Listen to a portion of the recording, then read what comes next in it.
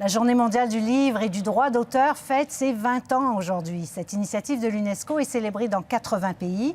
Pourtant, avec l'émergence du numérique, l'industrie du livre est en déclin depuis quelques années déjà, un peu partout dans le monde. Au Canada, les éditeurs produisent environ 16 000 nouveaux titres par année, mais c'est beaucoup plus que la demande du consommateur, car les revenus de l'industrie de l'édition ont diminué de 6 % entre 2010 et 2012. Et au Québec, les ventes de livres neufs ont chuté de 9,5 % depuis l'année dernière seulement. Mais demain, la ministre québécoise de la Culture, Hélène David, promet une importante annonce pour soutenir justement l'industrie du livre. Alors, on suivra ça. Et j'accueille avec grand plaisir l'animatrice de Plus on est de fous, plus on lit, Marie-Louise Arsenault. Bonsoir. Bonsoir, Céline. Alors, est-ce que vraiment l'industrie du livre va si mal que ça? Bien, elle a besoin d'être soutenue. Alors, c'est une bonne chose si la ministre intervient à compter de demain. Excellente nouvelle. Elle a besoin d'être soutenue comme toutes les industries culturelles. C'est un bien de consommation. C'est un bien de consommation qu'on peut écarter peut-être facilement parce que les gens ont beaucoup de difficultés financièrement. À l'heure actuelle, on le sait, les familles, on se nourrit, on se loge. Après, on achète. Bien, malheureusement, parce que dans le fond, moi, je trouve, et je crois que vous le pensez aussi, que le livre, c'est essentiel à la vie aussi. Mais c'est pas la chose la plus essentielle, évidemment, quand on est dans une période de difficulté économique. Cela dit, les gens empruntent beaucoup des livres aussi. Oui. Les bibliothèques sont pleines, les listes d'attente sont longues.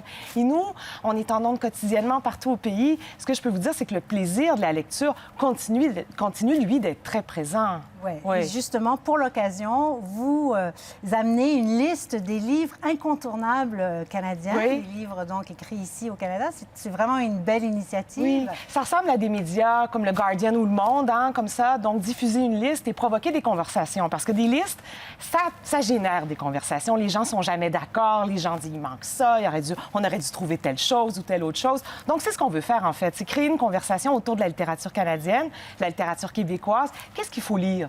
Qu'est-ce qui raconte le mieux notre histoire, notre identité, notre parcours, notre territoire, notre culture? Alors, c'est ce qu'on invite les gens à faire. La littérature canadienne, elle existe. Ah oui, elle est florissante, elle est vivante, plus que jamais. Nous, on est là pour témoigner. On manque jamais d'invités, Céline. On est en nombre tous les jours, hein, quand même. Donc, des gens qui racontent des histoires, il y en a beaucoup.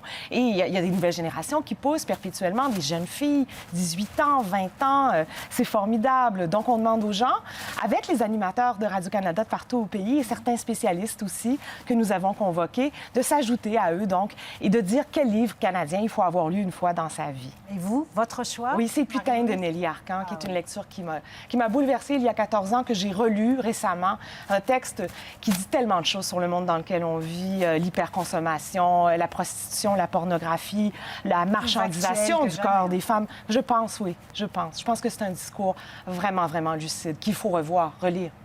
Merci beaucoup, Marie-Louise. Alors, on peut s'inscrire sur le site. Oui. On voit l'adresse à l'écran. Donc, tout le monde peut y aller de son choix. Exact. Merci beaucoup. Merci à vous. Merci.